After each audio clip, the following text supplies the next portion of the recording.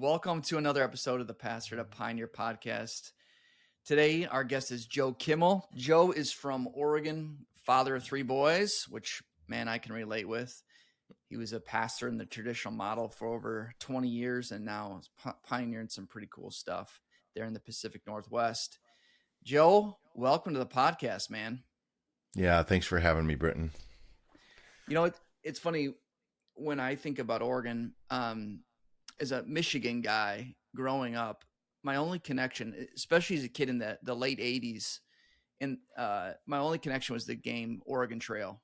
And like that was my literally only connection to the state for many years, which I have very fond memories of. So Yeah. Oregon's always I've never been, but it's always had a very special place in my heart because of the most incredible Apple IIgs game that I ever had as a child. Oh, that game was stellar. I still to this day am like at times like, oh, can I find that game somewhere? It's so funny how good it was. It was so good. You just wanted to get to the hunting because that was where all the action was. Yes. But half the time you couldn't get there because you died of diphtheria or yellow fever, dysentery. Yeah, beforehand. It's like I didn't know what any of those things meant as a 8-year-old, but I knew they were bad. So stay away from those things. Totally. Anyway, this is not a vintage video game podcast, as fun as that would be. I want to talk about your journey from pastor to pioneer. So let's start out first, just a little bit of how did you come to know the Lord? Yeah. So I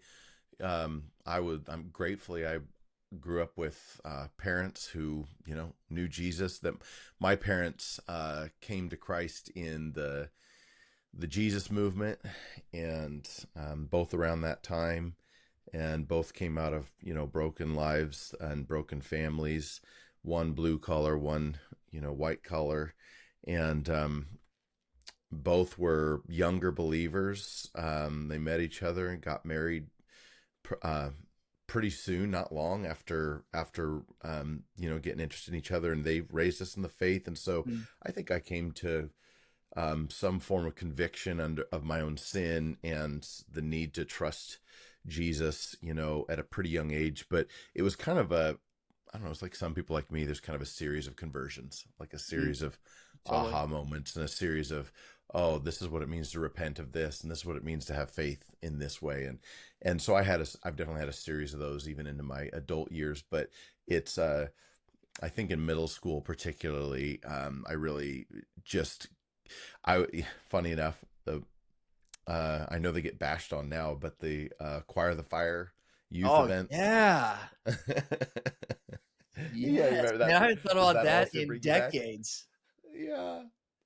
So funny, but and they're kind of like it's interesting, the way that they did things, but for as many things as were unhealthy about that whole thing, I remember just coming under really significant conviction at that time.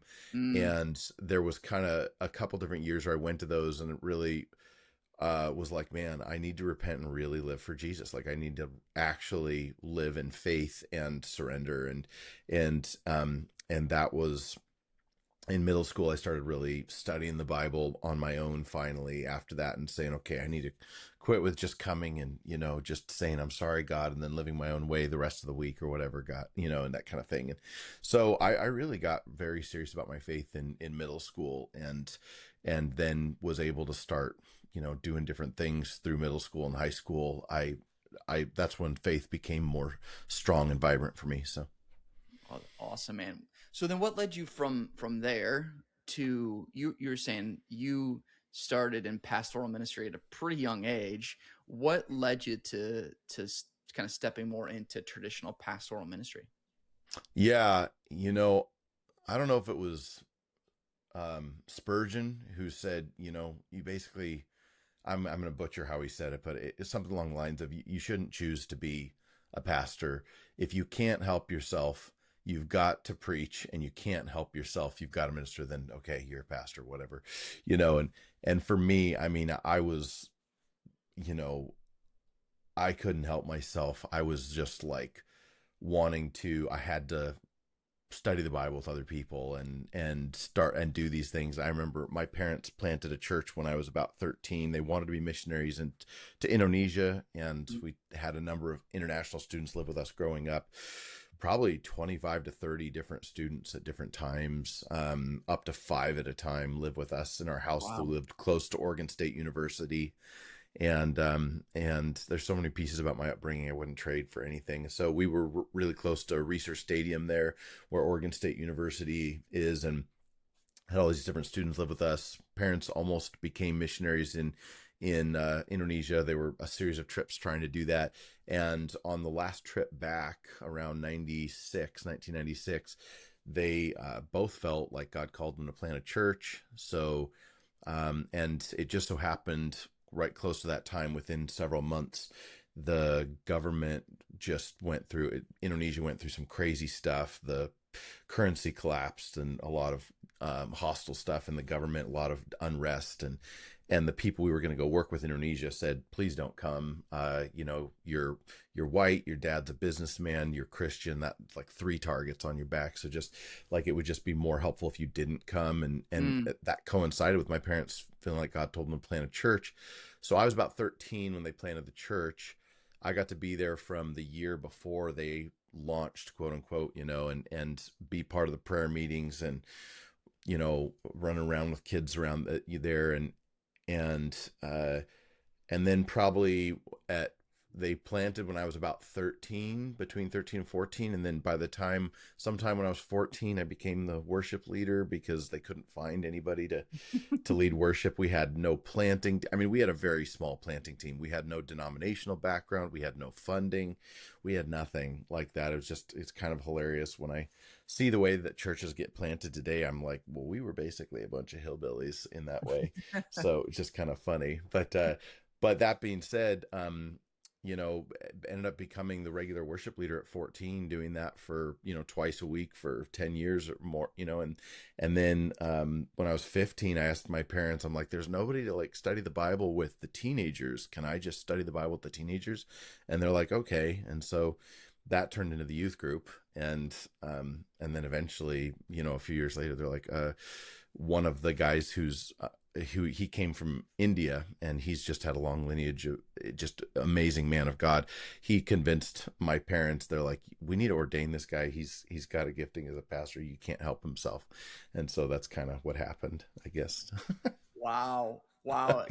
At 18, all of a sudden Yeah. ordained as a pastor. Wild. Yeah. Would not necessarily ordain at 18, but that's what happened. So, and, I yeah. mean, I think for me at 18, I would think I was probably still making fart noises with my armpit. Right. You know? Right. All you have to do for me now is just imagine that a guy with the name pastor is doing that. So, so, Right. Uh, uh, that's a whole rabbit trail of young and positions and all that. Anyway, yep. Yep. so give me a snapshot of then. Okay, so you're becoming a pastor at a pretty young age. Like for those next 20 years, like what kind of settings were you in? What was that like for you being a pastor? Yeah. Small community church. We never grew big. My parents, had a big heart for outreach. Isaiah 61, I can't, Mm, I just cannot forget how many times my dad said that scripture over and over. That just was what God just really put on his heart. The Spirit of the Sovereign Lord is on me because He's anointed me to preach good news to the poor, mm, and all the different pieces that you see in Isaiah 61 about bringing good news to the poor, comfort for the brokenhearted, proclaiming the captives be released, prisoners to be freed, and that eventually it talks about that they would be called oaks of righteousness, a planting of the Lord, and so my dad kept trumpeting that, and he really had a heart. Both my parents, they both came from broken families, so they always my parents, even though my dad had a good job at Hewlett Packard, my mom was a nurse, they were good with all that kind of stuff, but they kind of never really fully fit in with kind of middle class American church.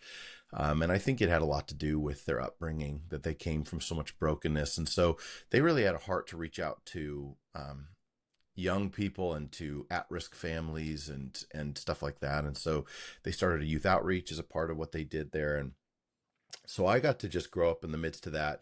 And, the two things that I became the best at was like the standard pastor stuff, leading worship and preaching, teaching. Mm. And so, that was those were kind of my wheelhouse. But I had the youth group for a while, and then eventually I had a college group ministry, and then eventually, in some form or another, led the small groups, and eventually became the main one doing the preaching. Mm. And when my dad transitioned out of his role due to health issues with my mom, and he needed to really take care of her, and they really retired from those levels of roles. I took over as the lead pastor eventually, and did that for about 7-8 years. So those are a few of the contexts I worked in. Wow.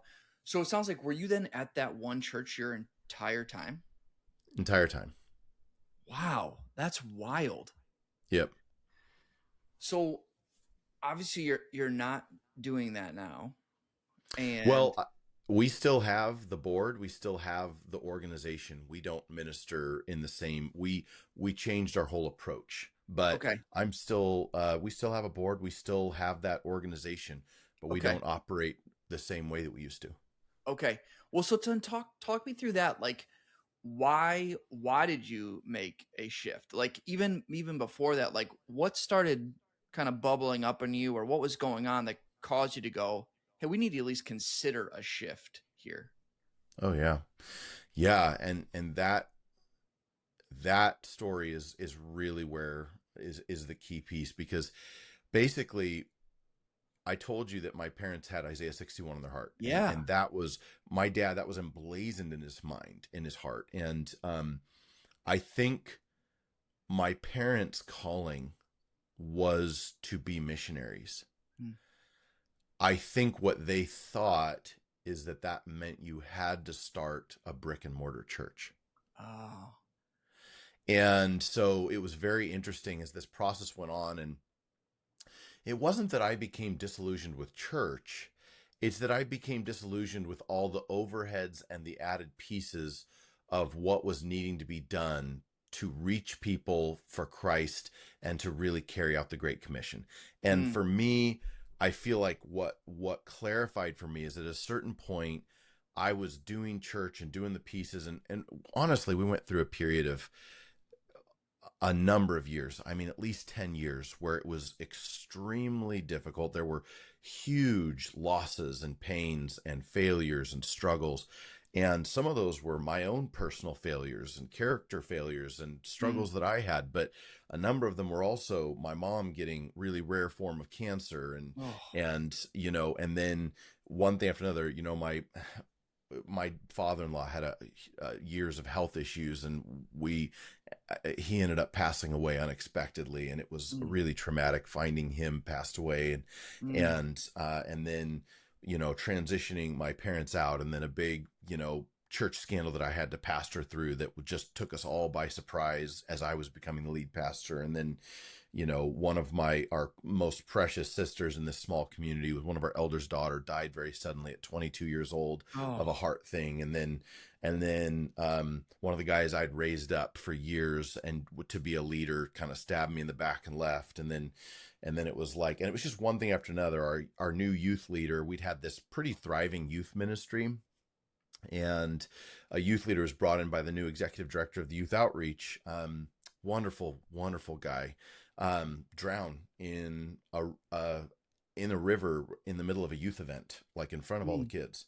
And it was just this group trauma, and it was just horrendous. And so it was just like that kind of thing, just one thing after another, that I'm not saying God caused any of that. That's not really what I'm getting at. But the idea is that God says He'll work all things for the good.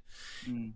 And really, I saw that those things. A lot of people have looked at me and been like, "Wow!" Like, as they've looked at the risk and they've looked at the willingness to go do the things they've done, and they've said, "It's almost like, look at Joe. He's really devout." And I'm like, "No, no, no, no, no.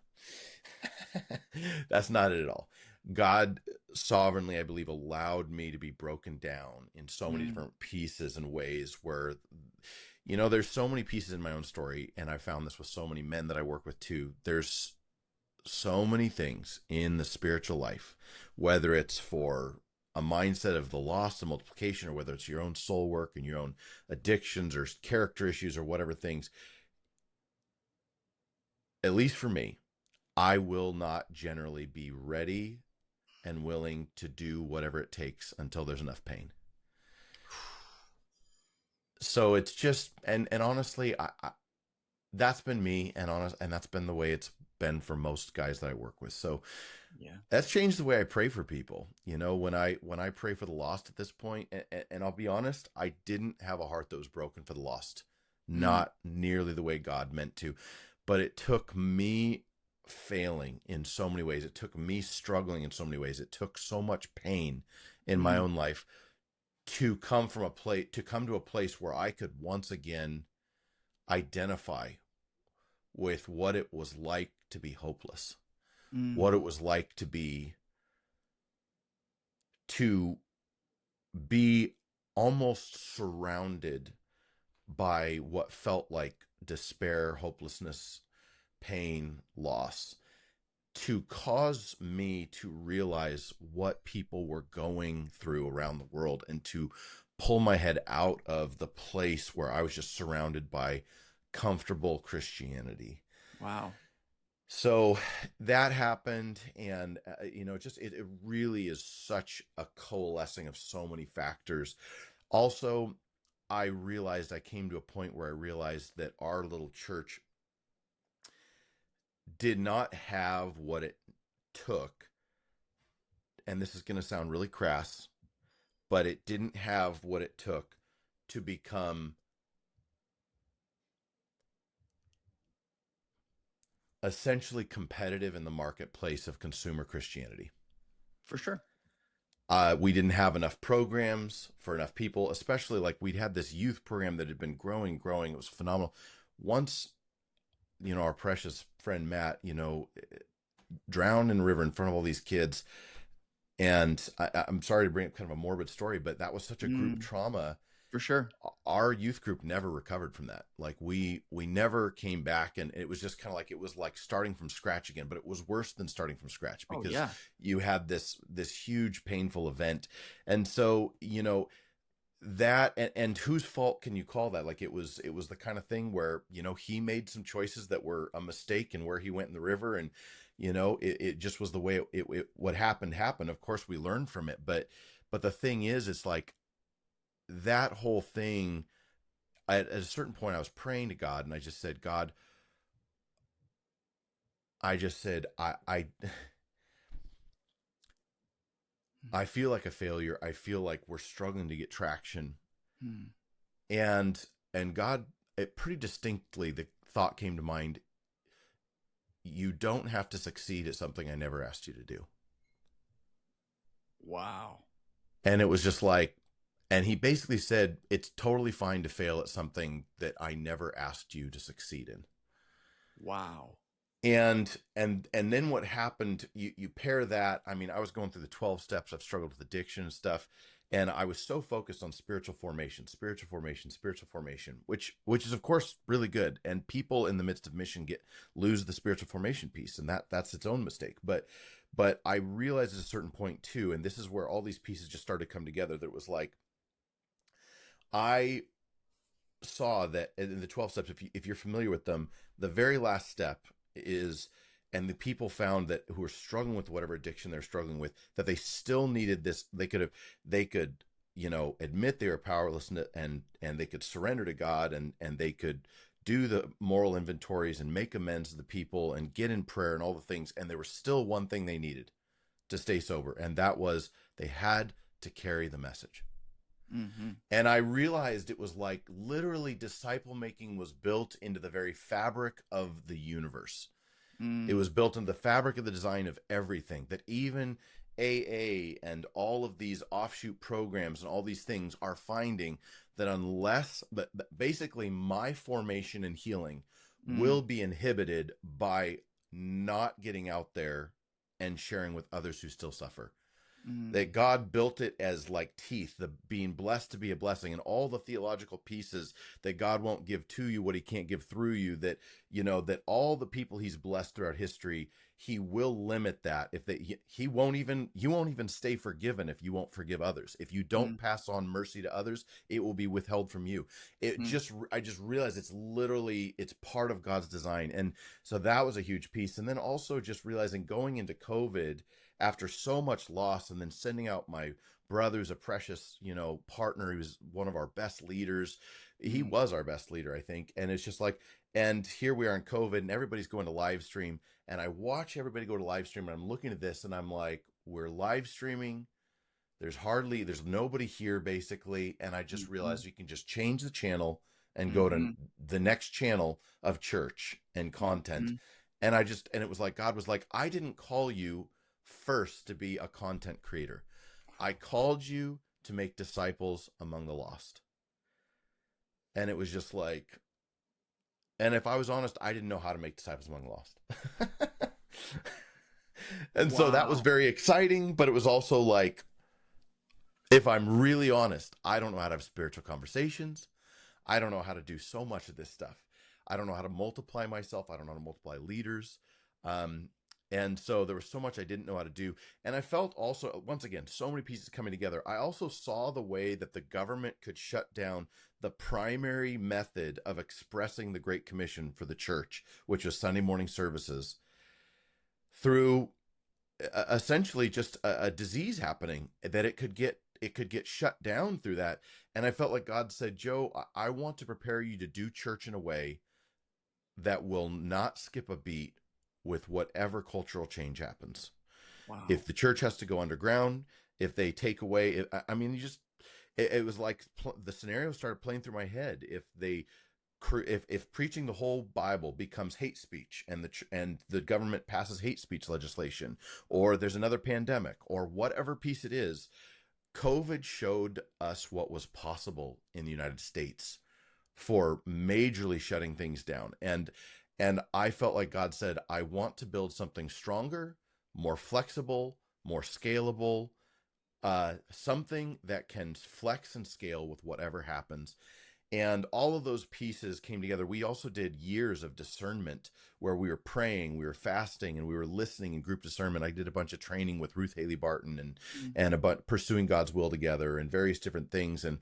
And we kept hearing things like, go to the least and learn how to really be family, and learn to speak to the lost, and learn to multiply and equip leaders, and all these different things. And there was, all of a sudden, there was a way of doing church that I've been exposed to during perspectives with my friend Joe Murray, probably 15 to 17 years ago, mm, that all of a sudden I was going, there's one way of doing church. Now, one way, there's many ways, but there is a philosophy of church and making disciples, doing church, a way of doing church that focuses around making disciples who make disciples, that can reproduce healthy churches and leaders. There was one way that made sense of that. And I started bringing that to the group and saying, guys, this makes sense of all of this. And then I started finding certain people who were in the community discerning with us, who were like, and I'd ask them, did you hear this? Did you hear this? Did you hear this? Yes, yes, yes. And then they go, then this makes sense of it. And they'd go, no. wow. And it was like, this, guys, like, there's people who are doing disciple making movement, church planting movement, people who are doing simple multiplying church. Like, this makes sense of all of it. They can go to the least of these. They can flex. They can learn to become family. They can multiply simple gatherings. They can flex with whatever happens in the culture. It was just like, it made sense of all these pieces. This is a major confluence of so many factors. This is not me getting a wild hair. And then I would still have people in our church go, yeah, yeah, yeah, no. Okay, so okay, that's just like a really common story, and so I'm curious for you of like what was the disconnect for them? Is it because they didn't actually see that there was a problem with what you were doing? Did they just not want to give something up? Did it just not make sense or compute? Like what would you say that the disconnect was between, yeah, we heard din din din, din but we're not going to do this? Yeah. Well, and I think it comes down to, so there was a variety of reasons that were shared. Some of them said, there were people who told me, So now, like what I saw in this whole process is one thing that was strong in my heart, and like I said, I apologize, it's so long, there's so many pieces. No, I Like love it. when Fantastic. people look at it and they want to go, wow, you just kind of went crazy and changed your whole model of church. It's like, dude, if when you hear all the reasons, you start to go, this is a mountain of reasons. This is gargantuan. Like at a certain point, it literally became for me 100% blatant disobedience to not change the way I was doing things, Amen. because because Jesus said you're going to be held accountable for what you know. That's right. And it's like, I now all these things were computing, and I'm like, I'm accountable to this now. And but people would give us reasons. Like one of the big things that was hard for me is that I realized, my gosh, we were in the middle. I saw the Barna research that was coming out 2000, between 2010 and 2012. The Barna research was showing that we were on track in the American church to lose 40%, 40 to 45% of church attenders in one generation. And so I see that, and I'm going, and here we are, and I'm watching what's happening in COVID. That was years before COVID happened. COVID closed 1 in 5 churches. So it was just like, so I saw this and I just go, Jesus said there's two type of builders. One builds on sand, one builds on rock. One hears what he has to say, walks away and forgets about it. One hears and puts it into practice. That one builds on rock, the other builds on sand. When the storm of life, the storm comes with both. But Hmm. when the storm comes, it breaks one house down and the other one stands. If we are in the American church, if we were on track to lose 40 to 45% of church attenders in one generation, there is no way people were building on rock. And I just looked at that and I just went, there's no way. Because he promises that if you hear the word and put it into practice, you build on rock. Well, here's the crazy thing. So because of that, I'm here going, we have to learn how to not just preach the word to people, but to apprentice each other and learn how to practice it. If I'm not doing that, I'm just helping another generation build on sand. So I just looked at that, and so here's what I did: is I took that and we started just discovery Bible study, whatever method, hear, obey, share. I just said, we're just a disciple of somebody. This is how we're defining as a leadership at this point. A disciple is somebody who hears, obeys, and shares. That's it. Hear, obey, share. So if we just keep studying the Bible, we are literally giving people 1/3 discipling. And I'm just going in, and I don't know about you, but 1/3 in any form of anything else that I do doesn't work. And so I'm just like, so I just took that and we started helping people hear, obey, share. Well, this is what people started saying when they were leaving. Is I had people who said, oh, this is works-based righteousness. And it was just kind of like, and so I'm like, and I remember hearing that and being like, so if we are helping people do what Jesus taught, we're doing works-based righteousness. And I was like, this is a conversation you're gonna have with Jesus. I really don't know what to say to you. And these were people I cared about, people I loved, and they're precious to me. And I had people say, gosh, you're treating it like hero based share. You're saying it's like we're all evangelists. And I was just like, and my response to that was, okay, this was one of my big shifts that happened also. Ephesians 4, he gave apostles, prophets, evangelists, shepherds, teachers to equip the saints for works of ministry. And I know a lot of pastors who are like, yeah, we're not supposed to do all the ministry. It's supposed to be equipping. I take it a step further. If he delineates 5 leadership gifts given to the church for the equipping of the saints, what would be the point of saying he gave apostles for the equipping, unique and distinct from shepherds, unique and distinct from teachers, unique and distinct from evangelists, unique and distinct from prophets?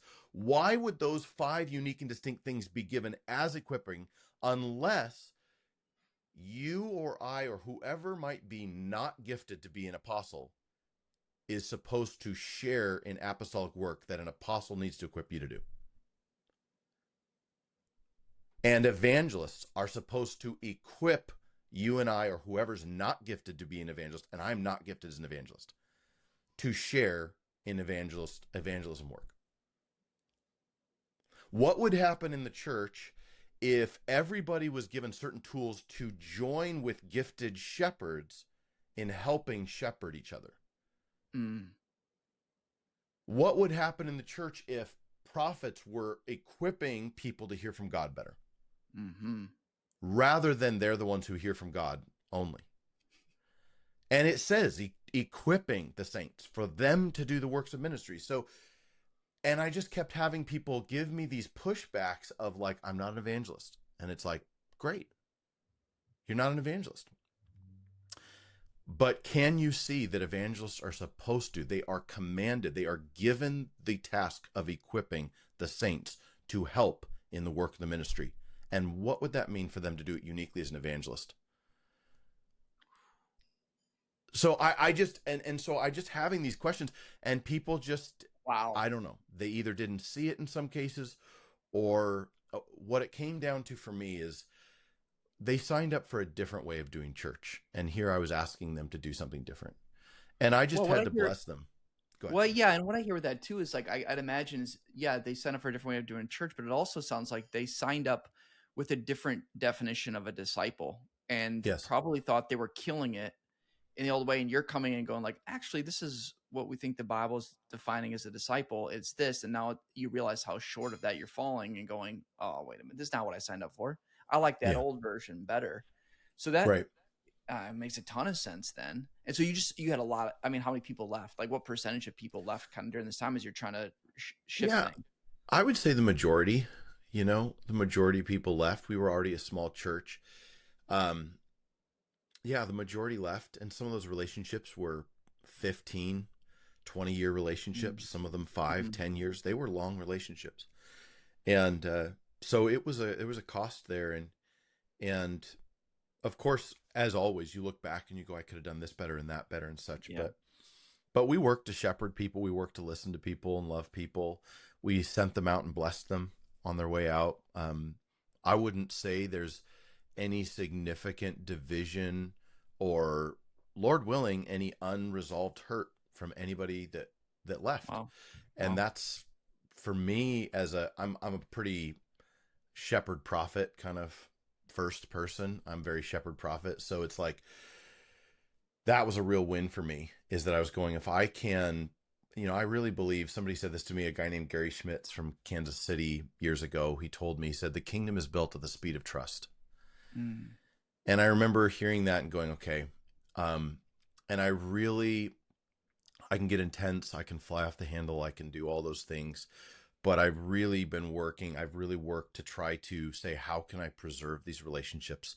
Because I never know how that bridge of trust could be a bridge for the kingdom in the future. Yeah. Yeah. You know. Totally. So we work to do that. How upfront were you with the church about what you guys were trying to shift? Like, did you know at that point, like, hey, we are really actually shifting the way that we do church entirely? Or was it more progressive of like, hey, we're just going to try to figure out how to train you to be disciples and kind of see where this goes? How much did they know where this was headed, or that you know where it was headed on the front end?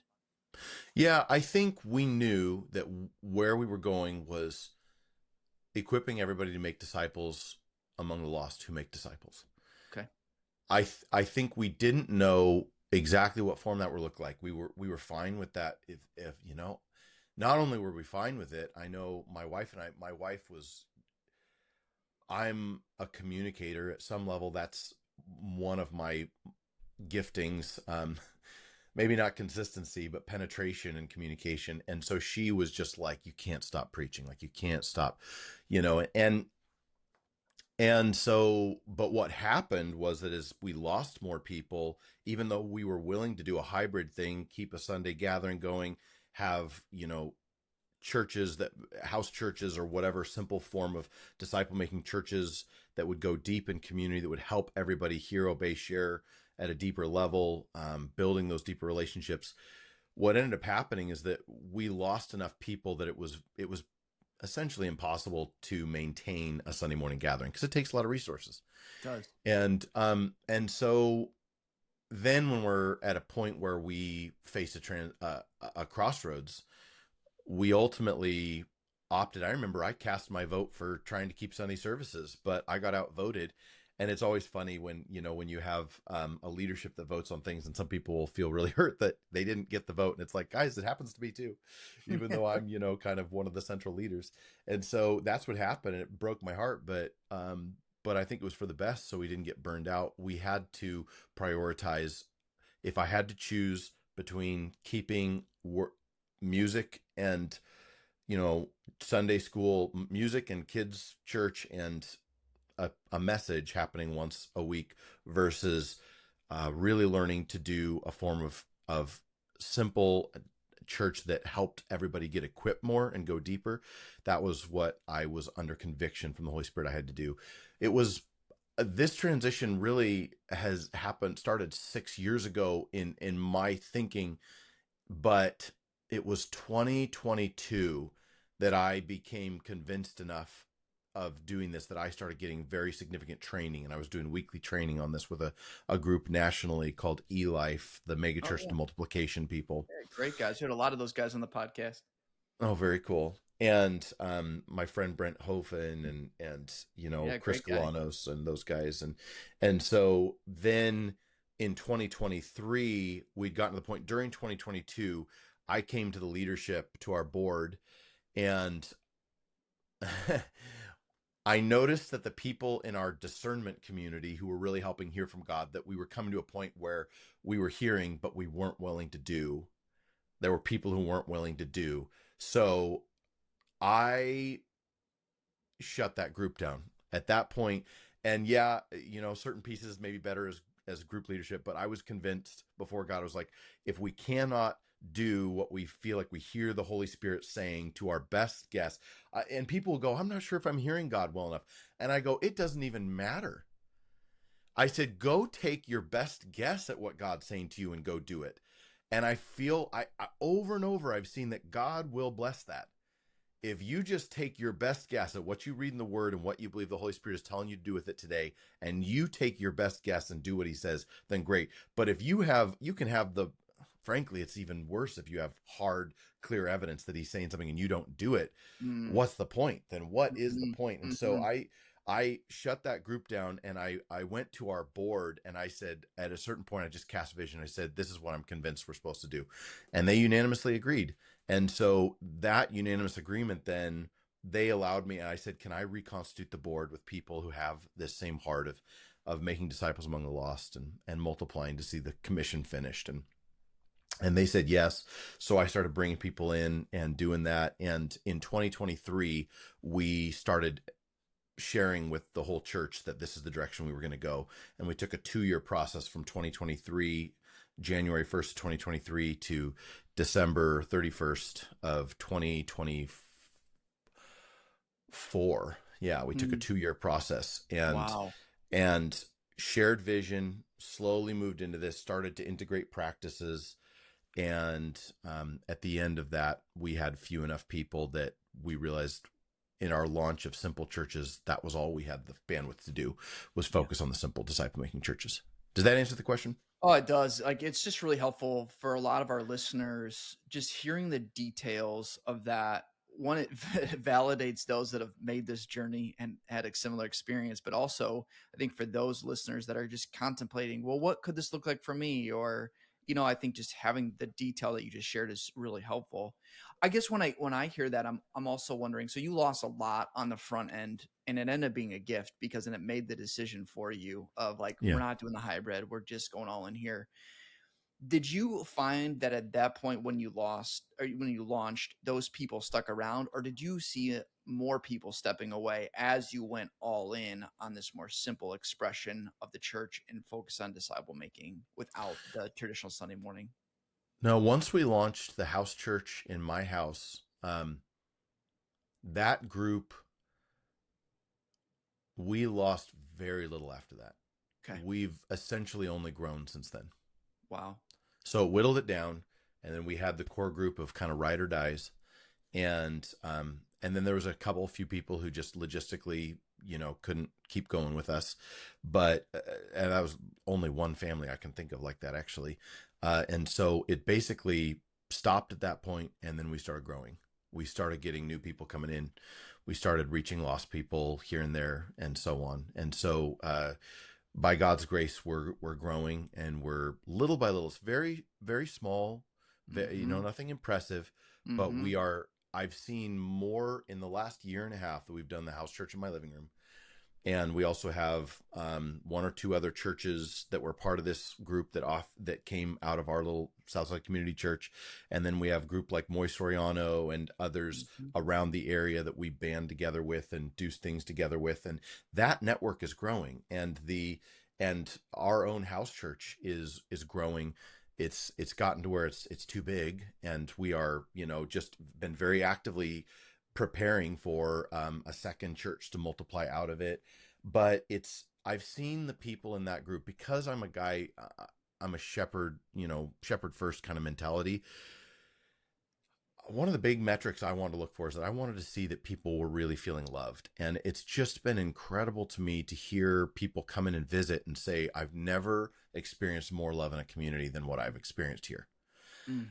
And that's huge to me, because if we can keep loving and obeying well, and there's stories every week about sharing with the lost, and if we can keep that going on a regular basis, I feel like we can weather the storm and start to build off of that. And I think that's what's happening. Is I think that I keep just looking for, are we hearing the word, obeying and sharing regularly? Are we loving God and loving each other well? And are we showing love for the lost? Mm. And I'm hearing that more and more, and the stories and the celebrations every week, the things that we're celebrating, the things that we're struggling with, it's shifted the culture, where the culture has had a significant reset, and it is reoriented around the Great Commission, and a vision of doing things. I'm going, I don't care if it takes me however many years to do church in a different way. If the way I'm doing church does not have the ability to finish the Great Commission and to finish what is spoken of in Matthew 24:14, I have to change. Mm. And so that's really been the reorientation. I've seen the people for the last year and a half. I've seen those people who came with us. I've seen them grow more in a year and a half and be equipped more to just make disciples and to do and to be the main pieces leading and facilitating the church. I've seen more of that equipping happening in a year and a half than I saw in 10 years before. So it's like, okay, then I'm going to keep doing this. As imperfect as it is, I'm going to keep doing it. There's no perfect form of doing church, but for me, that's enough. Amazing. What's what's life look like for you with this shift? Like, what does work look like? How's this impacted your family? I'd love to hear more about that side of things. Yeah, it's been, it's been,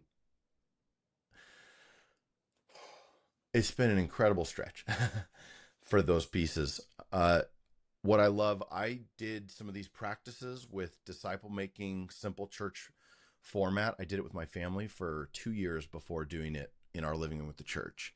So my family, most of my oldest son, he had joined and become an intern. He runs the college Bible study, college ministry at a church here in town, at a brick and mortar church. My two younger sons are gathering with us every week, still doing this work. It really became, I think that they saw it and they experienced it enough before the transition that they felt like this is normative at this point. And so that's been really encouraging to me. Um, work, I saw that we were not financially tenable to continue on the way we were with so many people as we lost. And also, I wanted to model faith, risk, and sacrifice for the Mm. community. So Mm. I let go of my church salary a year and a half ago, Mm. and worked on really, oh, it was more than a year and a half ago. Yeah, this closer to 2 years ago. But and I have been working to do tent making, of various sorts. We have a cleaning company that we've had for 17 years that has Wow. enabled us to do ministry for a lot of those years. I never made the kind of income that could fully support our family anyway, doing ministry in this small church. And so that was, a blessing towards this transition in a way, except for that we just didn't have much reserve in the way of reserves. We didn't really have reserves. So, and basically, I worked to do some marketing stuff. I worked do day trading. I've worked side jobs. I've scaled our cleaning company more in the last few years. In this process, all those things have helped us to not lose our house. But about uh, November last year, end of last year, we realized, okay, we're losing more money than we're gaining. We burned all our reserves. We have nothing essentially left, and we even had debts to deal with and stuff. And so I was about to take a job with my friend doing sales and marketing, Mm. but the work that had developed in the last 2.5 to 3.5 years in a local jail had become so fruitful that when we prayed and fasted for a week and a half and asked God, like, want to make sure I'm about to take this job, sales and marketing. Just let me know if there's any issues with that, and did discernment. And God just very clearly said, do not take that job. And it was just like, oh, okay. And I felt like God pivoted me and led me to join a group called E3 Partners and Mm-hmm. develop a group of partners because I'd been praying, early in this process, right out my window here, there's a cherry tree. And I would just look out at this cherry tree. I remember during 2020, everything shut down, pandemonium. Like I had no clue how to lead through all the shutdowns. And I would just sit here in the midst of the overwhelm of what to do and all of the losses and all the things that were going on. And I would look out at this cherry tree and it was just loaded with cherries. And I would just say, God, make me like that cherry tree. Mm. And I would just pray it over and over. It was the simplest prayer. And I'm a simple guy in so many ways. I'm like, just make me like that cherry tree. Make me like that cherry tree. And I over and over and over. Well, the work in the jail, yeah, I was in Matthew 25 about 3.5 years ago. Sheep and the goats, it's a judgment narrative. Whatever you've done for the least of these, you've done it for me. And he says one of the things is visiting people in jail and prison. I'm like, okay, how can I put that into practice? Because we're always hero, obey, share. And okay, I'll get registered at the local jail. So I got registered at the local jail, and then nothing happened for like 10 months. It took me like 2 months to get set up for special clergy visitation. And then nothing happened for like 10 months because I didn't understand how it worked. And then one day I get a call, and one of our elders had a terrible story. His nephew's daughter drowned in a pool in the backyard, Mm. and didn't have any idea why. And mom was booked in the jail. Can you go visit mom? Nobody can see her. So I started visiting her, and that grew into me discipling her. Mm. And then she started to see such a radical transformation in the jail. About a year and a half into working with her, I'd requested other guys. They all turned me down. But I'm still working with her. And one day she has a guard come up to her and says, "You're in the worst offending cell block in cell K and the murder manslaughter." And here I go, and I walk by all the other cells with the other women, and they're yelling and they're fighting and they're throwing stuff and they're irate and they're out of their minds. And I come here and it's just peace. And you guys are studying the word together and you're like praying and doing these things. Like, what is going on in here? And then he tells her like a few weeks later, he says, "Do you realize that the women in the other cell blocks, in the lower offending cell blocks, are asking to get transferred into K?" And so they were just seeing this transformation. And then around that same time, that gal, she's just becoming full of the spirit. I've taught her how to pray. I'm teaching her how to, become an intercessor, know the word, put it into practice, all these things. And it's just like share with others. And she's just become a radical prayer warrior. And so Mm. she comes to me one day and she says, "Joe, this guy, I can't get him off my mind. I heard he was booked somewhere," because the men and women don't see each other. And she goes, "I can't get this guy off my mind. Can you?" She says, "I feel like you're supposed to go visit him. I keep praying for him. God's telling you to go visit him, I think." So I said, okay. So I requested him through that, just leading the spirit. He says, yes. I start discipling him. Probably 5, 6 weeks later, another guy hears through him and requests me. And then probably 4 or 5 weeks later, another guy. 3 to 4 weeks later, another guy. 2 to 3 weeks later, another guy. 1 to 2 weeks later, another guy. And then it's every week. I'm just getting requests every week. And it's just like, and so I cannot keep up with all the people I'm discipling in this jail. And then they're starting to, go on to other prisons and they're continuing on.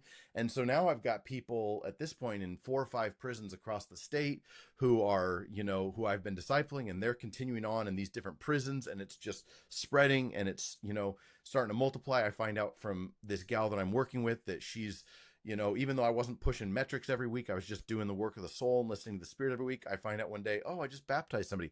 Oh, that's amazing. She's like, did I tell you that? I'm like, no, you didn't tell me that. And then I was like, oh, I've baptized like 6 women.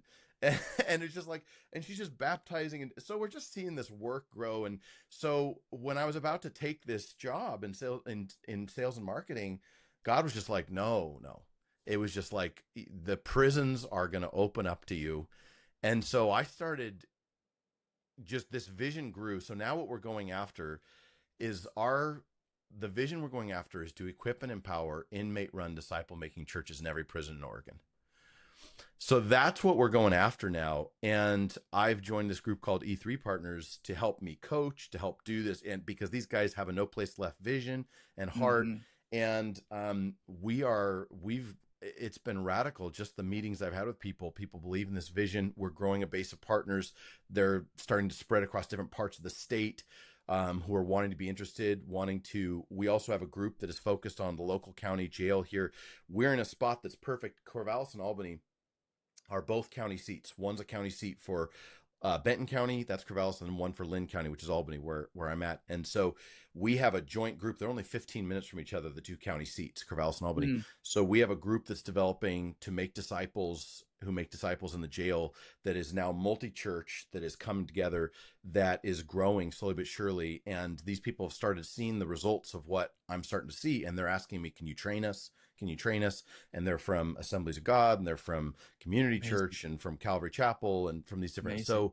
So we're just starting to see encouraging work that is spreading that way. And so that's, even though we're young and new in the work as far as prisons, I haven't gone into the prisons, but I'm corresponding and working with people through that in the prisons. We're working on different entries into the prison, and that's something we're going after now. So, Bro, I mean, I think one is just the Lord's faithfulness as your heart's trying to follow him, of just like, no, no, no, don't do that. Step over here, and him fulfilling what he promised. But I also can't help but think about, like, the heritage that you have, the legacy that you have from your dad yeah, in Isaiah 61, yeah, and just the Lord's faithfulness in that. And yeah. like, you're doing it, man. Like, the Lord is fulfilling that promise in your family. And it's just, dude, it's wild. It's wild to hear, man. I'm really grateful that you shared the story. Thanks. Dude. Yeah, thanks for listening. And I have to say, huge honor to God, first of all, and what he's done to redeem my family, and what he's doing to redeem me, because I'm a broken person on so many levels. When I asked my dad, I said, Dad, the direction we're going to go here, I remember telling him this in the early 2020s, like 2021, 2022, the direction we're going to go here, I said, it could kind of destroy the church in a sense, right? Like, what you guys worked so hard to build. And I said, I don't take that lightly. And I said, this is where I'm at. This is what I feel like I'm hearing God tell me to do.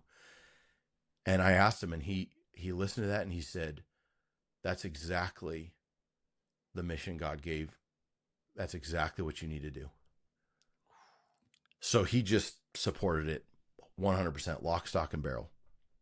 My mom 100% supported it, and they have supported all the way along. And I just, I had a point where I always thought Isaiah 61, like, that's good. It's kind of their thing in a sense. And God just at one point stopped me and said, no, this is 100% your thing. You are called to preach the gospel to the poor and proclaim freedom for prisoners.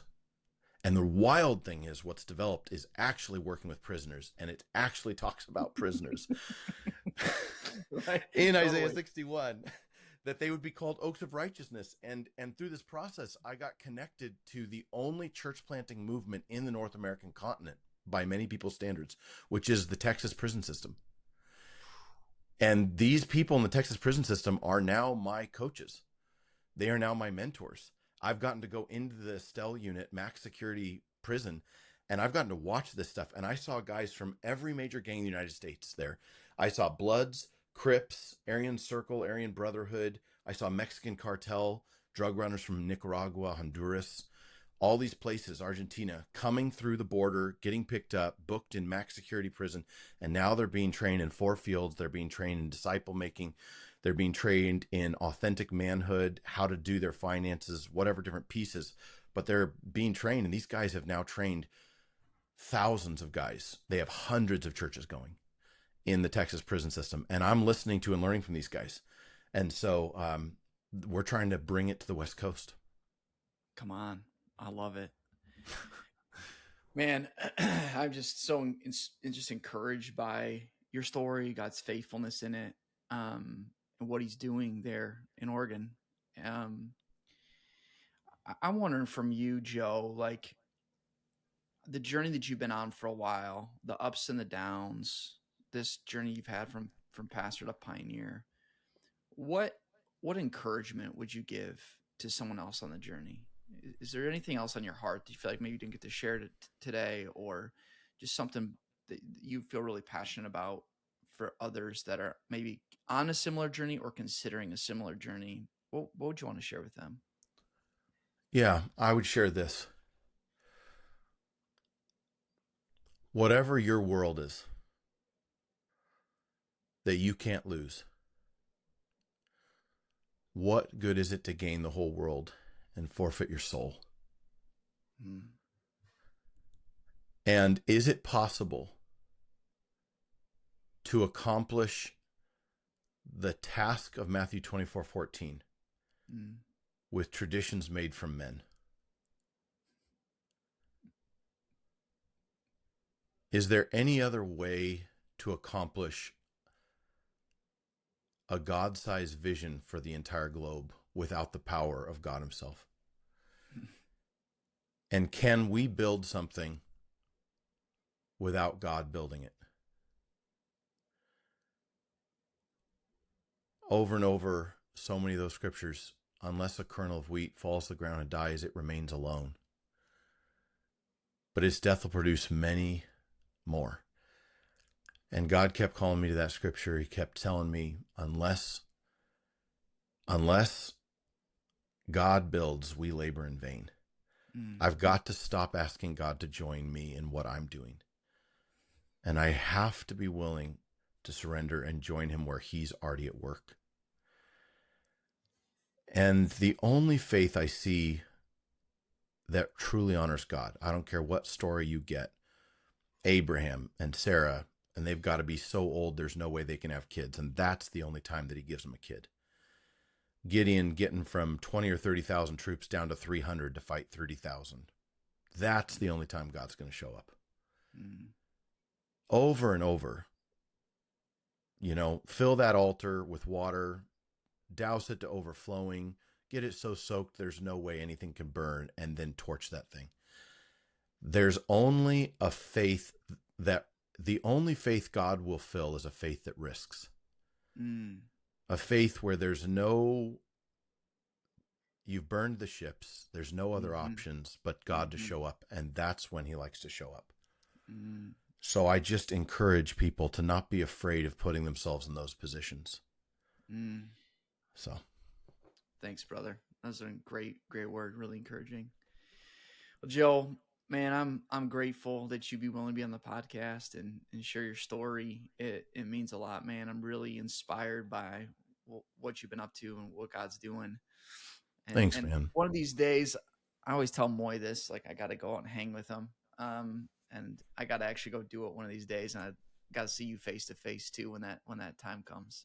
Dude, I love it. Well, the work is young here. It's not impressive on a number of levels, but I think God's starting and doing something that's going to grow by the Lord's grace. So I would love to see Him in. I think that's the case though. All over, I hear that story. It's like, yeah, it's small and it's young, but it seems to be popping up in more and more places across the U.S. And it's not flashy. It's nothing like, but it's just young. Seeds are starting to be planted, and some things are just starting to happen. And so, um, I think that's what's happening. But I think God's doing it. To your point, God's doing it in a way that He gets the credit, and that we Yeah. realize He causes the growth, not us. And for those of us that were in the institution a long time, we still have a lot of institutionally minded things of that we think we can do it and make things happen and force stuff. And it's like, when will I learn that lesson that I can't? And so Yeah. I think a lot of us are learning that lesson right now, and God will do it in a way that He gets the credit. Amen. Amen. Thank you so much, Britton. I just appreciate what you're doing and getting to be part of what God's doing across the globe and across this nation. Amen, brother.